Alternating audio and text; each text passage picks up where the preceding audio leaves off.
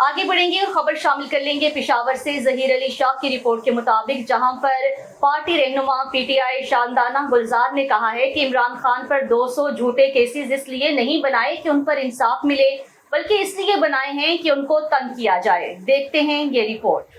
तो मैडम ये बताइए कि कल जो बड़ा सानिया पेश है रऊफ हसन साहब के साथ हुई, ये क्या वजह था मैडम? ये थोड़ा सा बता सकते हैं कि उसके जो ऑफिस के सामने वाक़या पेश है ख्वाजा देखिए, पहले नामालूम अफराद होते थे, अब नामालूम ख्वाजा सिरा हैं।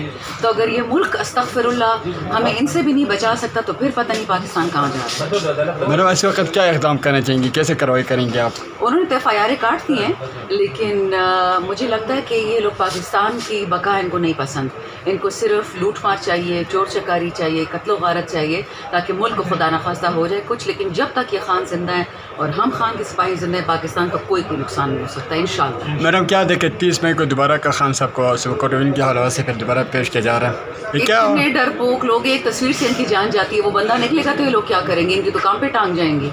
बहुत शुक्रिया।